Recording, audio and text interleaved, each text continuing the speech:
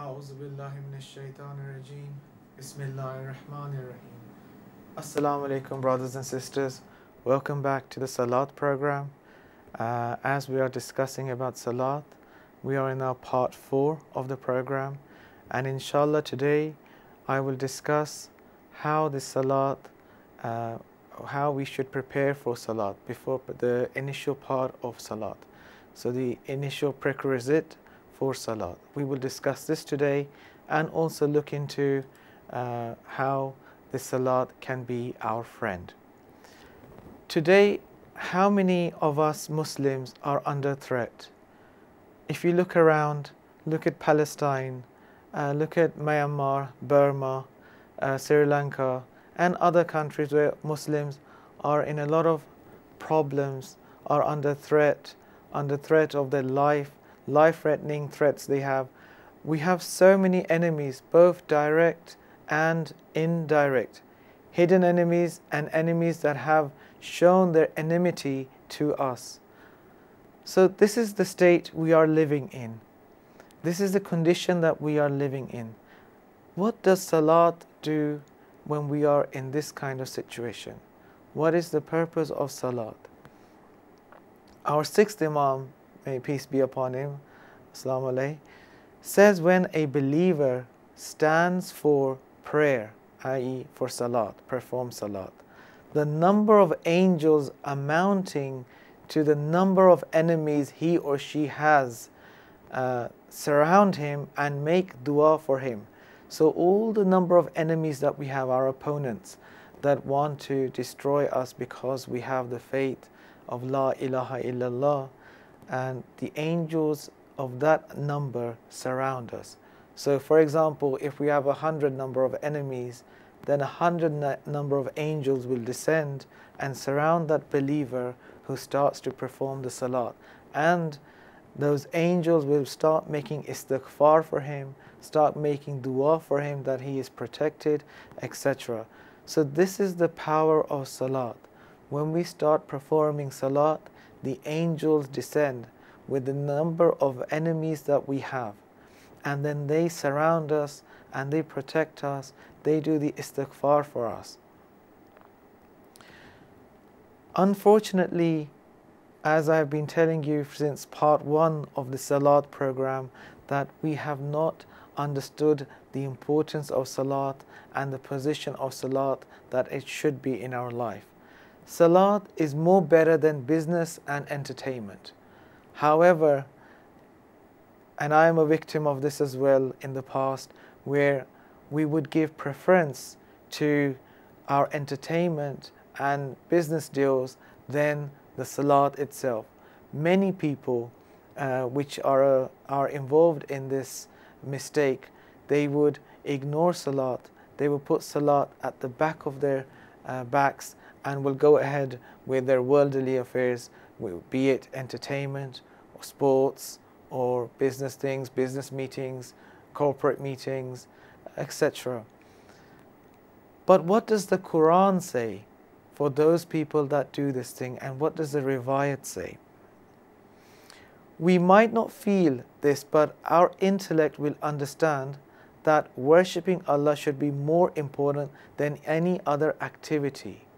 So, however, but we do not apply this in our life. We know from our intellect that the most important thing should be performing the Salat, and then we should be involved in our worldly affairs. For example, if there's a football match on, and at the same time the Salat time has started, what should we do? Should we continue watching the football match, or should we leave the football match and go and start praying our Salat? So those that are from UK, they prefer watching football because the national sport of UK is football. But those that are from the Asian continent, India and Pakistan, they prefer watching cricket. So when there's a cricket match, what should we be doing? Should we be continue watching that match, or should we leave that match and perform the 5-minute, 2-minute Salat and come back and continue watching the match? Intellect will say, our knowledge, our akal, our intellect will say, no, leave the match that you're watching and start praying. But unfortunately, our nafs ammara, our lower self, stops us from doing this. And because our intellect does not have full control over our body, over our nafs, we listen to our lower desire and obey our lower desire. We have a riwayat from Prophet of Islam, sallallahu alaihi wasallam, peace be upon him. He says, if two people hadn't remained behind me to continue performing the salat, like the rest of you who had left me, Allah would have rained down stones on all of you. So the Prophet is trying to say here that if you had not, if all the ashab had left the Prophet while Prophet was reading the salat, and they went into their businesses of entertainment, etc., then Allah would have rained down stones on them. So they would have been punished for abandoning the salat and abandoning the imam of the salat for worldly desires. We have an ayat in Surah Jummah, ayat number 11, where Allah informs us of what He's trying to say. وَإِذَا رَأَوْا تِجَارَةً أَوْ لَحْوًا أَنْفُذُوا إِلَيْهَا وَتَرَكُوكَ. So this is the ayat that continues till Raziqeen, till the end. And the translation of this ayat is this: and when they see trade, merchandise or sport, entertainment, lahwan means anything that is other than Allah's pleasure. Entertainment and all those kind of things come into the word lahwan. They break for it, they run for it, and leave you standing. Say what is with Allah is better than what you run after. So I'm not translating it exactly, I'm just trying to give you a translated understanding of what this ayat was saying. Surah Jummah ayat 11. And better than the merchandise or whatever they run after. And Allah is the best of sustainers. Allah has more better things than what they are running after. So this ayat is trying to tell the believers to not go for frivolous things, because what Allah has is far more valuable and better than what we are running after. So, brothers and sisters, that is why the Rasul Khuda said, the Prophet of Islam said, if all of them had ran away and leaving the Prophet alone, they would have had a punishment from Allah in the form of stones raining down on their heads and them being annihilated. In the previous part, I had explained about how salat turns its face from you. If you obey your nafs, i.e. your lower self, and giving preference to sports, play and entertainment and business, then the salat will turn its face away from us. So for example, if I realize that the time of salat has started, or the time has started and I am praying, but then I realize that a football match is coming on, and I leave that salat and start watching the football match, then what I have done is I have disrespected, humiliated salat. As I said in our previous parts, that salat is a living thing, it's a living creature which has feelings, which has thought, intellect, and it communicates with us. Because we now know that salat is important, we now know that we should leave everything and read salat. The previous parts that I have been talking about salat, we've reached the conclusion that salat is the most important ibadat act in this world. And I gave you an example in the previous parts where salat is more higher than hajj. And hajj is the most important thing in this world in the eyes of Allah. So our intellect understands this. Our rationale understands this. We logically understand, of course, salat has to be the most important thing because we understand it from the Quranic ayat, the example I gave you, Surah Jummah, ayat number 11, and also from riwayats of the Prophet, and it also makes logical sense. because the whole purpose of us being in this world is to worship Allah. As it says in the Quran, that I have not created you other than to worship me. So we have been created to worship our Creator, our Lord, and that is the ultimate goal in this world. So this is the reason why Allah has prescribed us fasting. The reason is because we are not in control of our lower self. Because we're not in control of our lower self, we are not able to go on the recommended time of reading the Salat. We avoid reading the Salat because we are not in control of our nafs. Our nafs wants something and our intellect says something else. So we have two opposite poles asking different things. And because we don't have the strength, the willpower to control our nafs, we then obey it and disrespect Salat and disobey Allah. And that is why Allah has given us a chance to improve this, to get in control of our nafs, to rein in our nafs by fasting. In the month of Ramzan, the 30 days that we have to fast, the whole purpose of that fasting is so that we can take control of our nafs. So our intellect, our intelligence can then rule over our nafs, our body, our desires. The whole problem that we have is we are not able to control our lower desires. But this fasting helps us. Every year that we fast for 30 days, the whole purpose of this is to be able to take control.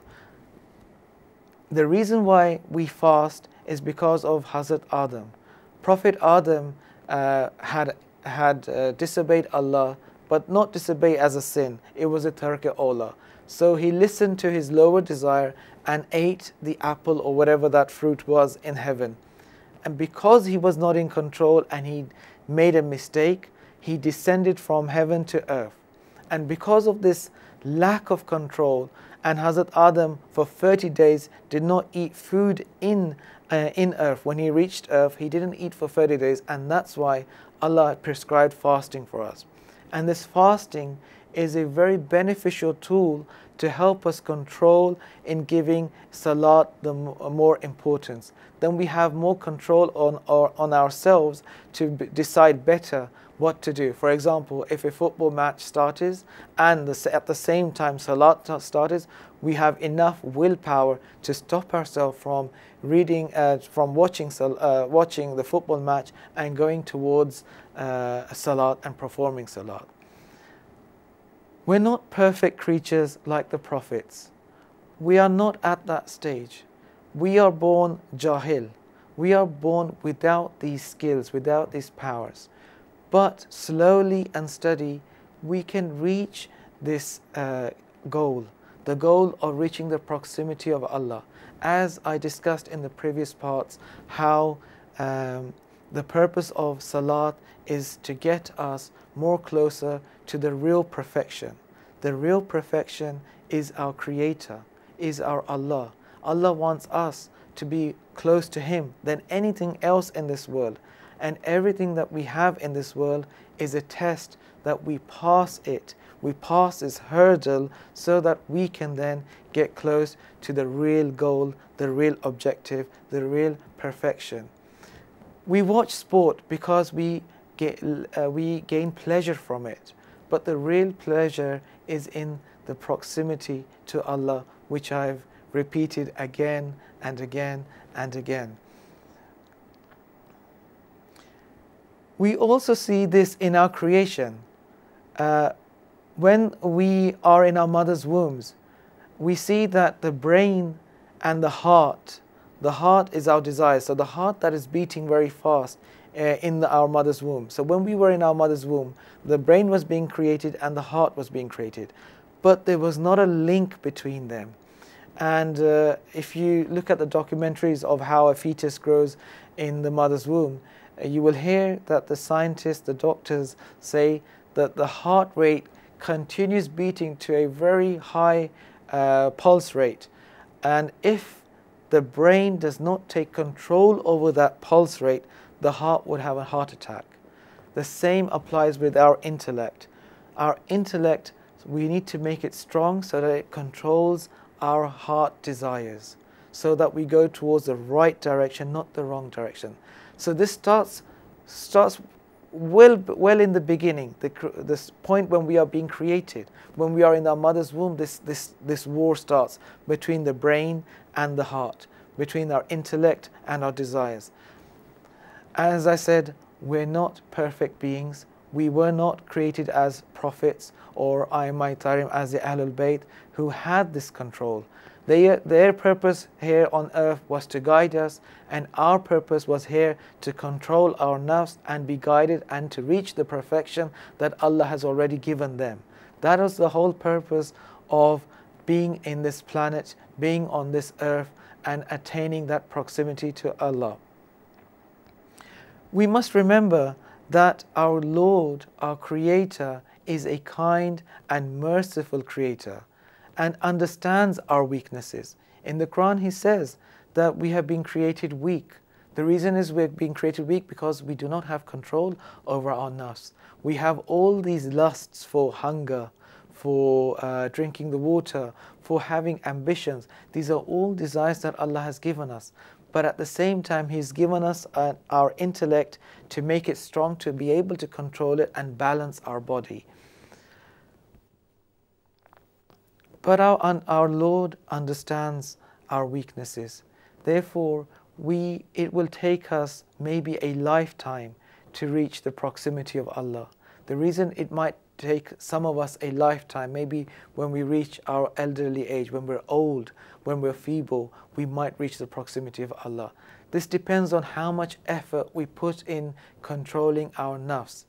The more we control our nafs, the more we are able to perform a better salat, the more we're able to ascend towards the proximity of Allah. As I said in our previous part, that the purpose of salat is ascension.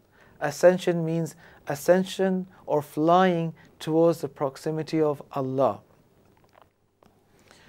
Some of us might, as I said, will take a lifetime for us, but if some of us do put the effort in, we can reach the proximity of Allah within a year or maybe a few years. This depends on how much we educate ourselves regarding controlling our willpower, controlling our nafs. We have to educate ourselves and we have to exercise it.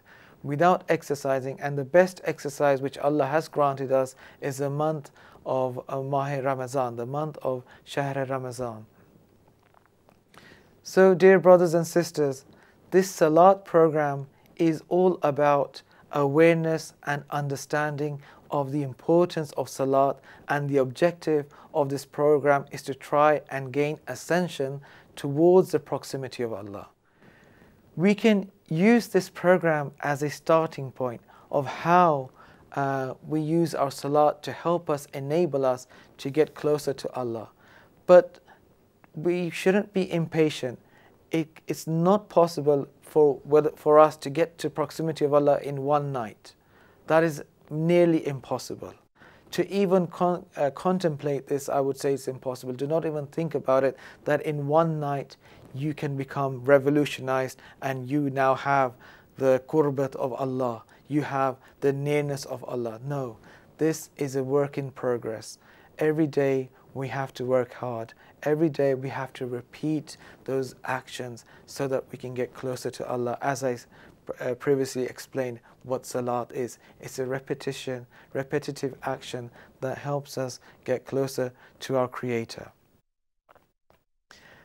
Now, before we even perform Salat, I gave you an example of the aeroplane, what we have to do to the aeroplane before it can even take off. As I said, today in this program, we will discuss what are those prerequisites, what are those pre-requirements before we even start to ascend, before we even start our Salat. So Salat starts with wuzu. So we have to start our Salat with performing the wuzu, cleaning ourselves.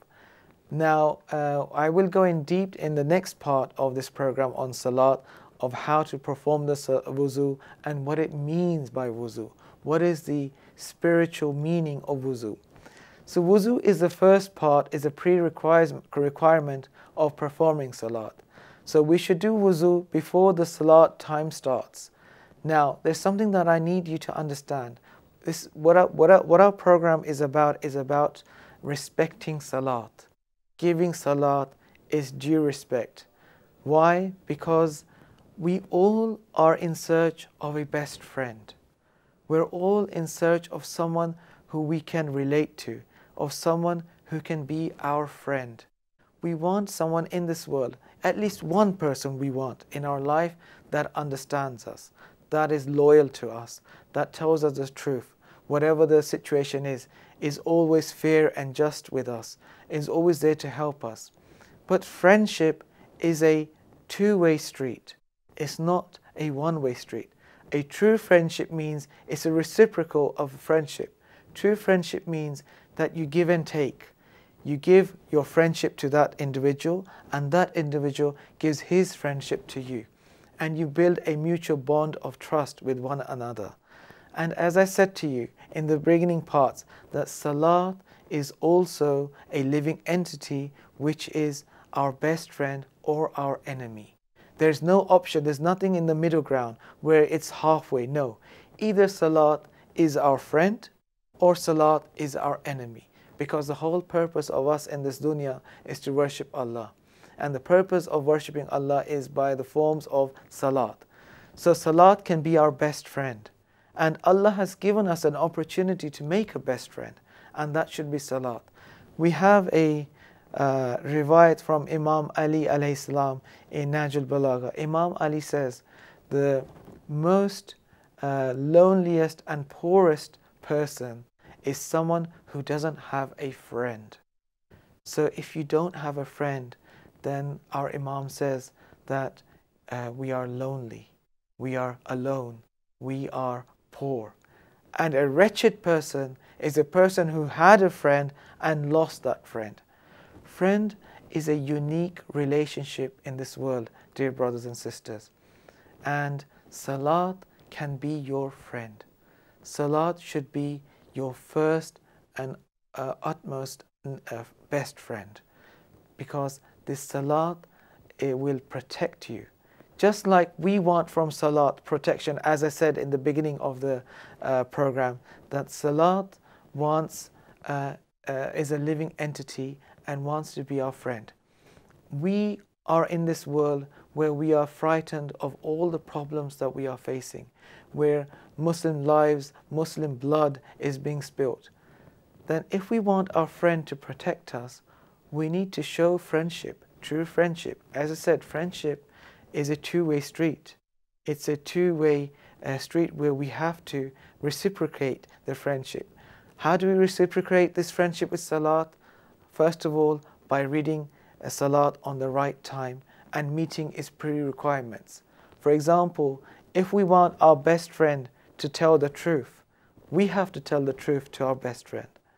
We have to give time to our best friend so that our best friend can give us time. So the same principle applies with salat. If you want salat to be your friend and to gain the benefits of the friendship with salat, then we have to show the same respect to salat. And I've already discussed how we have to show respect to salat. One is by doing the wuzu, and doing the wuzu in its right form. And another way we can respect this salat is by wearing good clothes. When we meet our friends, our dunyavi friends, our worldly friends, we meet them with good clothes on. We don't wear tattered clothes or unironed clothes. Or if we're going to a meeting, for example, if we have an interview for a job, when we go for interview a job, we wear a suit, appropriate clothes so that we can be accepted for a job. So for all our worldly matters, we wear appropriate and good clothes. So why should we not wear appropriate clothes for reading salat, for performing salat? We're going to meet, we're going into the presence of the one who has created us, who is far more superior, perfect than any other creature in this world. That is our creator, our Allah.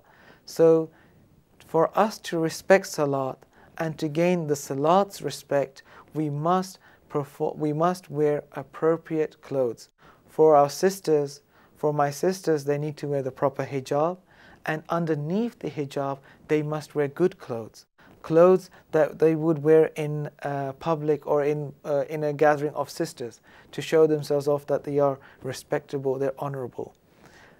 So this is also a requirement prior to performing the salat, the things that we need to do so that our salat can be of value, our salat can help us to ascend towards the proximity of Allah.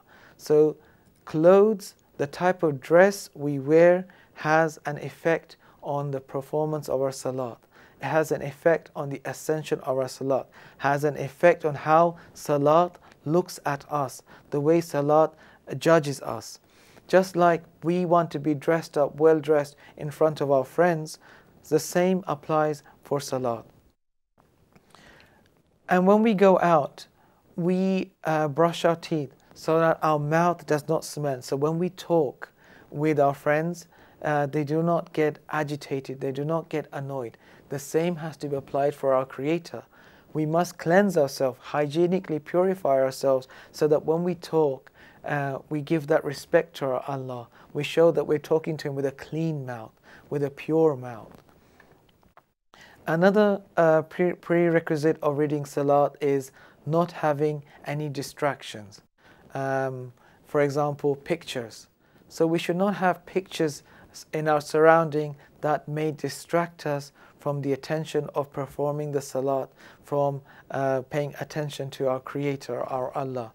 We need to make sure that we keep concentration in our salat, just like the example I gave of the pilot, when a pilot has to make sure he's paying attention to the aeroplane so that it takes off and lands safely. What do we mean by pictures? Pictures that we have in our ahkam is pictures that have a picture of an animal or a human being or a creature. Those pictures should not be in front of us or in that room. From some of our maraja, they have instructed us to pray in a place where there are no pictures. But Ayatollah Khamenei and, if I am correct, Ayatollah Sistani say it's makruh to have a picture in a room. Ayatollah Khamenei says it's makruh to have a picture in front of you, but behind you it is okay. So at the back of you it's fine to have a picture, but anywhere on the side or at the front of you it is makruh and it should be avoided. The root cause or the reason for this is so that we're not distracted from this, and also because in the previous time, in the Prophet's time, people would pray in front of pictures saying that that is God. And so to avoid this ugliness, this something that doesn't seem, because everything has its own manners, has its own etiquettes. For example, when we go for dinner in a posh place, we have knife and forks and a plate, and we eat our food on that plate. That's the etiquettes of eating food. So having pictures, it is a bad etiquette. It's a bad manners for reading salat. Pictures should be out of the equation, should be out of our surrounding before we perform the salat. And we see that Ayatollah Khomeini also did the same procedure. Whenever he wanted to read salat, he would look at his surrounding and he would then see if there's any pictures, and he would remove the picture from his surrounding and then start reading the salat. And we must also apply this before we start the salat. Also, we need to be careful of having prayer rugs that do not have any picture in them that can cause us a distraction. Now, what kind of pictures? As I explained, pictures that resemble a creation, for example, an animal or a human being or some kind of being that has intellect. Pictures such as, for example, a beach, a nice scenery, they're okay. But even some of our maraja even recommend that it should be put aside so that you're not distracted. The whole purpose is that if your eyes look at a picture, then it could be a chance that you might lose attention from your performing your salat and start concentrating on that picture. So therefore, to give salat the right attention that it deserves, we should remove all the distractions, all the obstacles that might prevent us from giving the due attention that salat requires. And the same applies for mirrors. So you shouldn't have a mirror in front of you where your reflection, you could see your reflection, because that is again classified as you're being distracted by looking at yourself. So mirror should not be in front of you, and you should not be able to see. So a mirror should be placed in a certain way, in a certain position that you cannot see your reflection, and that should be fine then. TV should not be running where you are reading salat, because again in the TV you will have pictures of human beings, live pictures of human beings or animals or whatever it is, and hence the same principle applies to that as well. And also when a TV is running, it is more likely to lose attention than not having a TV or a TV turned off. And this also applies for kids' toys. So those action figures or dolls for girls, they should also be moved from the surrounding where you read salat, because that also comes into the same regulation as pictures. So this is one of the prerequirements of reading salat, that any obstructions or any of those kind of things that cause you to be distracted from your salat should be removed from the surrounding of when performing the salat. So I've explained to you two things. One is the dress you wear for salat, the clothes you wear for salat, and not having a picture that can distract you before starting salat. And the type of dress or the clothes that you should be wearing should be comfortable. They shouldn't be uncomfortable, because that can also distract you from your salat.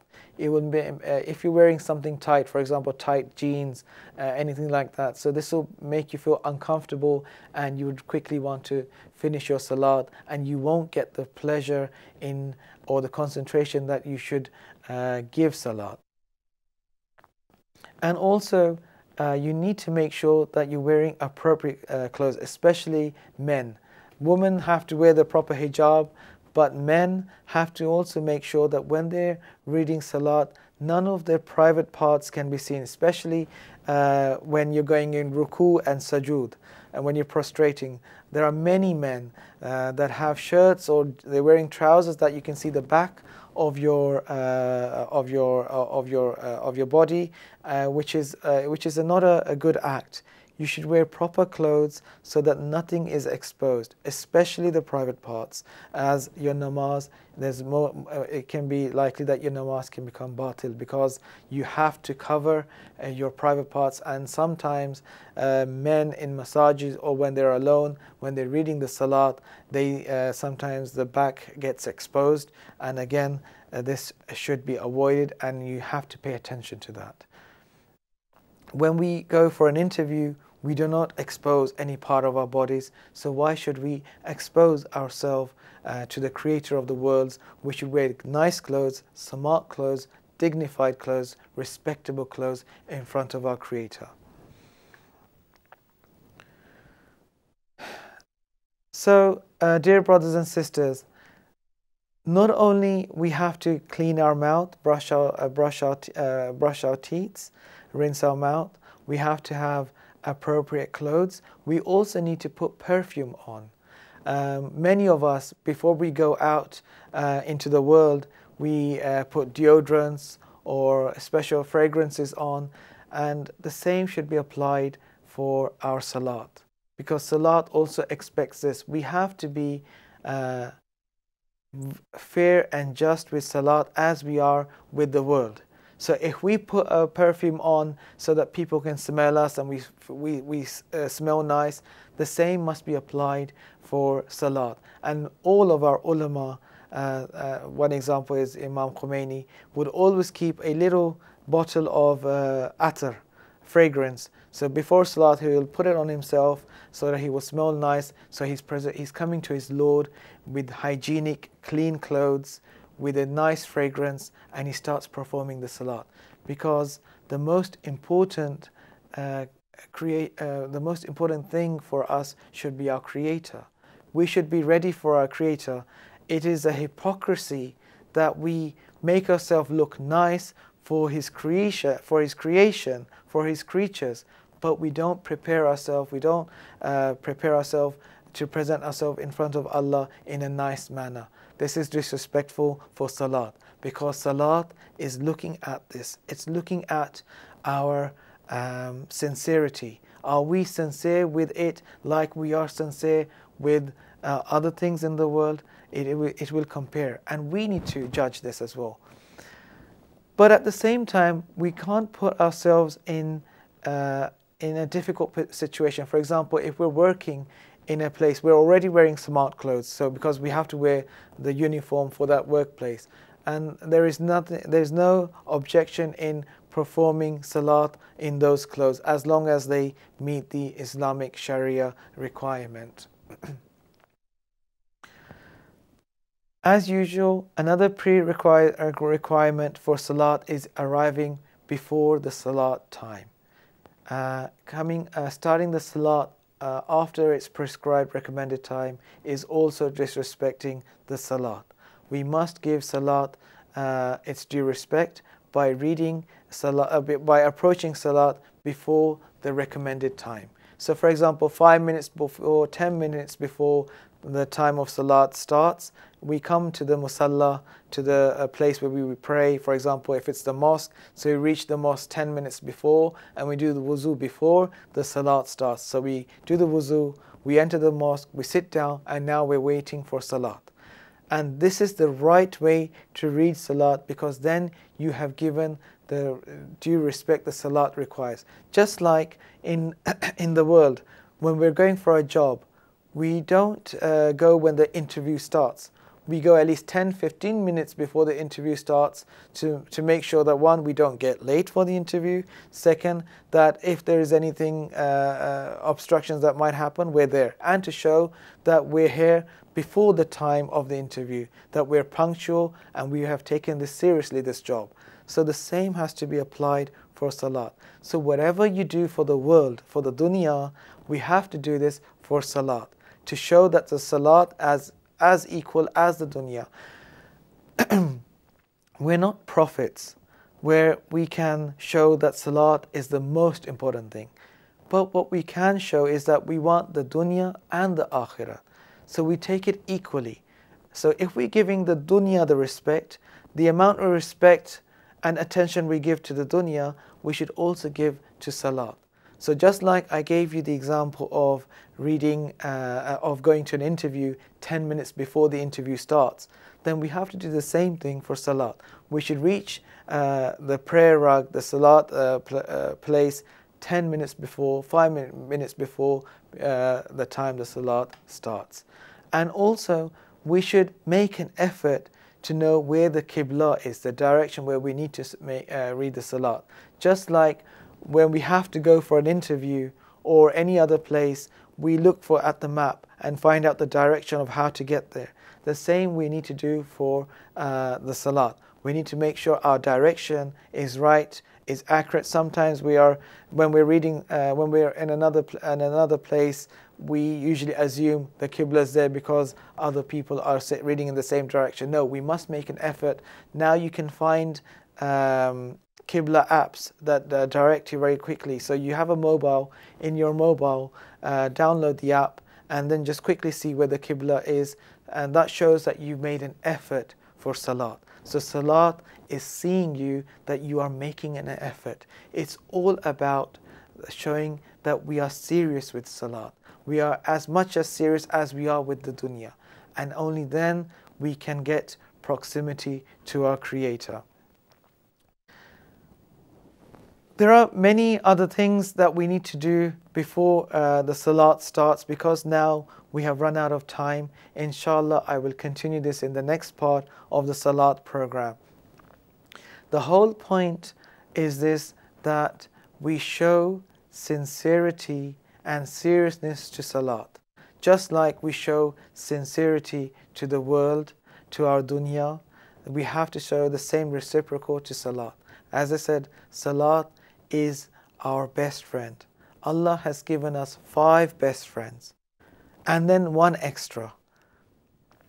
The first one is Namaz-e-Fajr, Salat-e-Fajr, then Salat-e-Zuhr, then Salat-e-Asr, then Maghrib and Isha, and 1 special salat which is not the compulsory salat but it's the recommended salat, which is Salat-e-Layl.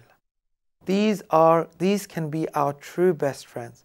If you don't have best friends at the moment, then start with these best friends, and this salat will give you dunyavi, worldly best friends as well.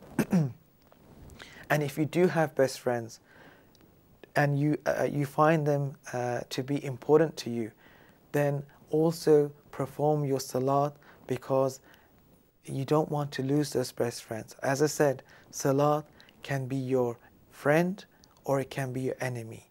And it can be an enemy that it might make you lose your best friends that you have in this dunya. So, dear brothers and sisters, our responsibility is more higher than someone who's not a Muslim. We must give salat its due respect. Thank you very much. Inshallah, I will see you in the next program. Assalamu alaikum. Khuda Hafiz.